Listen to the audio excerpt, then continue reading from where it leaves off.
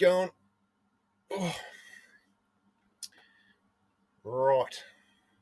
Let's do some more learning.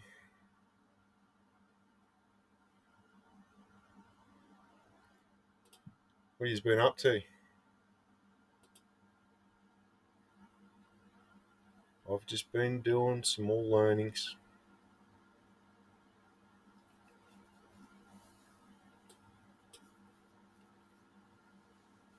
So, yeah. Look, I'm not the boogeyman. Boogie, boogie, boogie.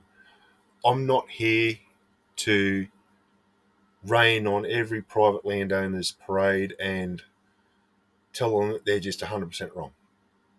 That's not why I do these videos, all right? I'm not out to try and make your life horrible. I'm trying, I say trying, probably unsuccessfully. I'm still getting a lot of questions. I'm still getting a lot of hatred. And I'm trying to understand why. Okay? And now, in order to try and educate others, I'm going to try and share a private landholder's perspective and why there is so much mistrust.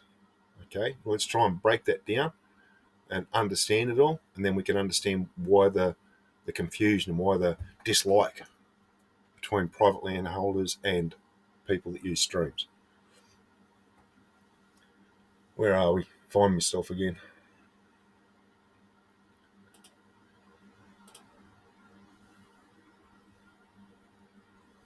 Oh yeah, I'm on the bridle track. So let's just cut to the chase. Let's just go and find a block of land to look at.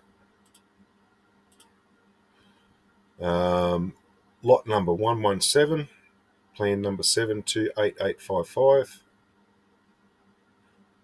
There's our plan type.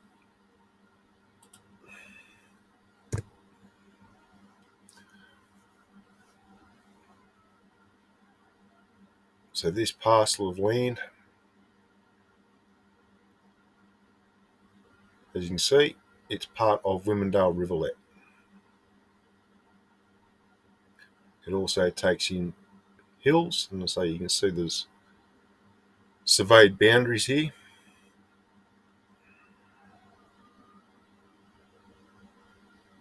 Even though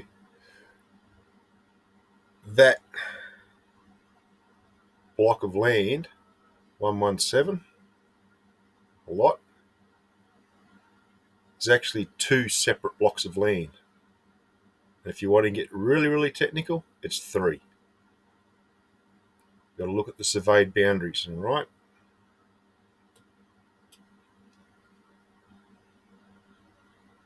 That's one block, second block, third block, but they all fall under the one lot number and the one DP number.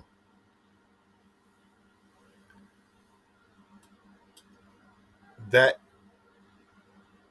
is controlled land. It's not private land, it's controlled land.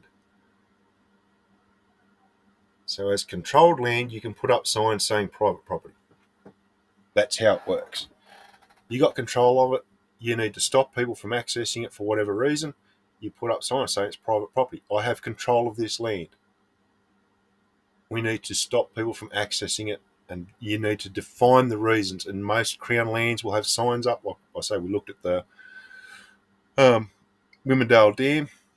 There's all the signs. They've done it right. It's done by the government. They should do it correctly. So this is all stuff that's got heritage to it. All right, let's shut that down. We'll go back to here.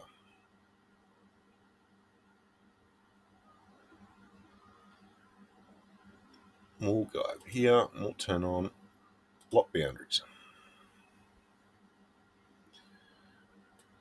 One of the questions I got on the previous videos where I was talking about, private or Crown land, one of the questions I got was, how do you get from a roadway onto a stream. Look at your lot boundaries.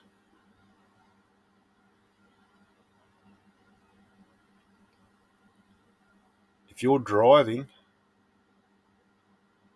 and then you pull up on the edge of the road,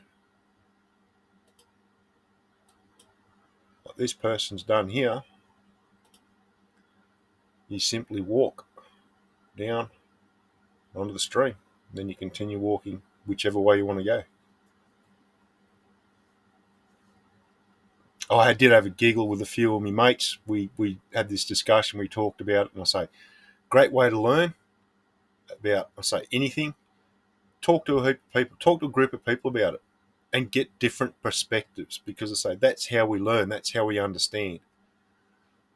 We're having a joke saying, well, one way you could actually go from a roadway to the stream would be to walk out in the middle of the bridge and jump off.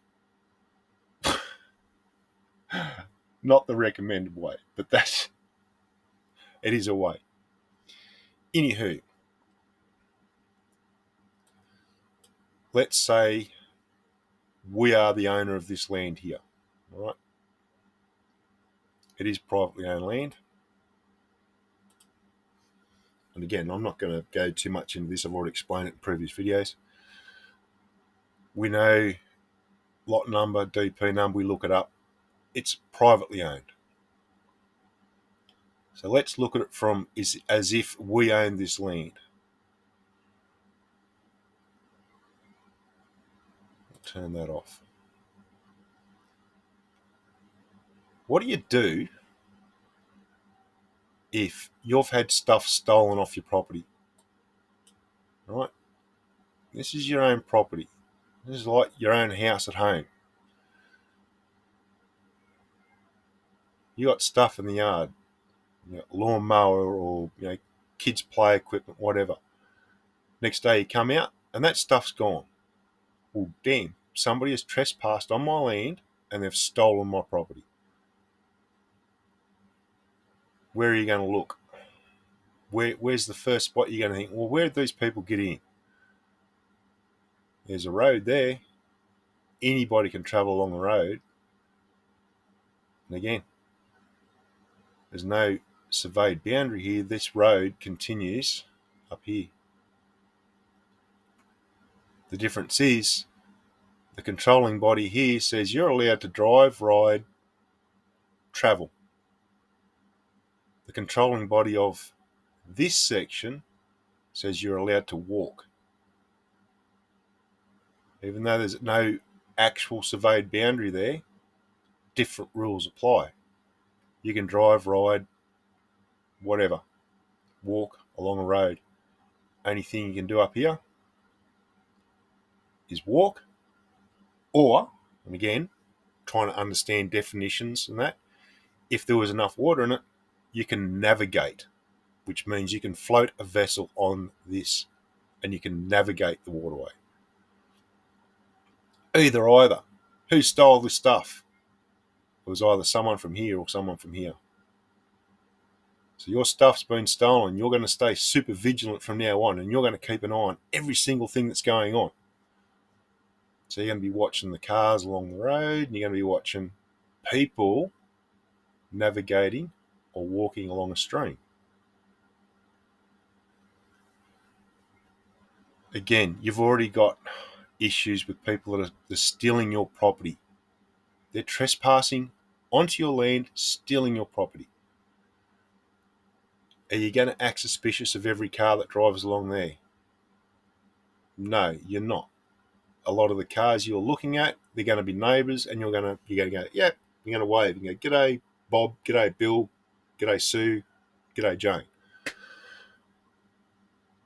Lots and lots of cars drive along here that you as the landowner have no idea who they are, where they're from, what they're doing, where they're going, where they've come from.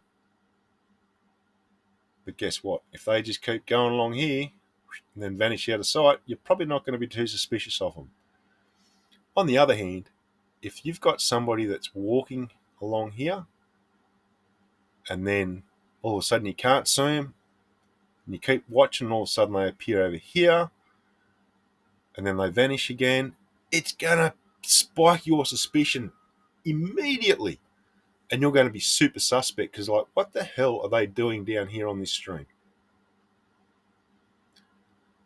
And again, this is where it gets blurry because a lot of the landholders believe that this boundary line sits somewhere over this side of the stream, and they believe that this land here is their land. Why? Because you've got somebody poking around an area where you've had your stuff stolen.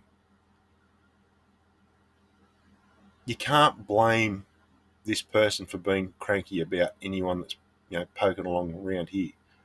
You don't know what they're doing. You don't know who they are. You don't know where they've come from, where they're going, or why they're on this creek. Keep a cool, calm head. Don't go down and abuse the person. You don't know why they're there. Instead, go down and talk to them. Ask them. Ask questions. But don't go down and ask questions in a threatening manner. Go down and ask them in a friendly manner. Jump in your four-wheel drive, jump on your motorbike, jump on your horse, ride down. Go down and say, "G'day, mate, how you going? Geez, that's a nice looking bloody fishing rod you got there in your hand." And straight away, you'll probably pick up that this guy's down here, probably trying to catch a few fish. He could be there actually ridding the waterways of European carp, which I say this creek is chock-a-block full of them. So he's got a fishing rod in his hand. That should tell you as a landowner straight away, he's not there to steal stuff. If he is, he's overcomplicating and he's really making it difficult for himself by carting all this stuff in there. And then you've gone down and confronted him, you've eyeballed him, and you've spoken to him. The likelihood of him going onto your land and stealing stuff, very minimal. Very minimal. So again, take the fishing rod out of his hand, put a gold pan in his hand, you come down, you talk to him, you go, "G'day, mate. Oh, that's a nice looking gold pan you got in your hand." So you know he's there chasing a bit of gold out of the stream. He's not there looking to steal stuff off your property.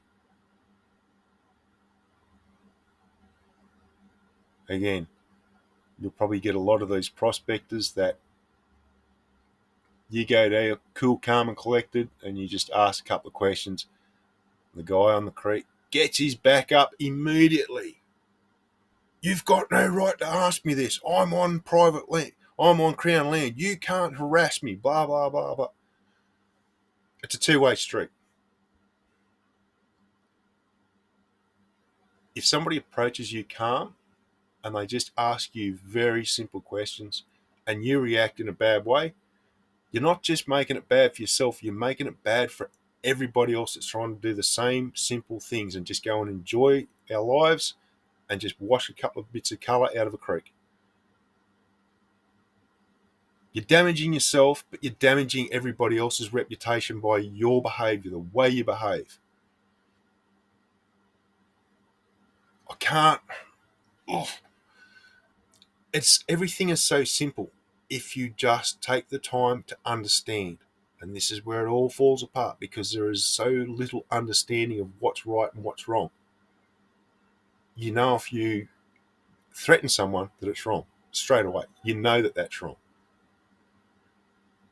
The reason behind your threats is because you have fear. That's it. That's all the threat is somebody that's got fear. So they act in a threatening manner. And I say 9 times out of 10, it's a bluff. And if you're somebody that actually has a lot of fear and somebody threatens you, you're going to just hightail it. You don't want to have nothing to do with it.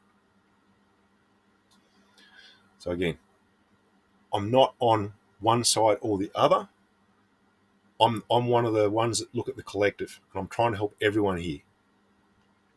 So I hope some of the hatred that there is going around towards myself, towards prospectors and towards landowners, we can just sort of take that and just push it off to the side again and say, right, that's now history. We've dealt with it. Let's move forward. Let's try and make things better. That's my aim. All right, that's enough. Hope you're finding lots of yellow. Get out there and get into it. And until the next video, have a good one. And I'll catch you all on the next video.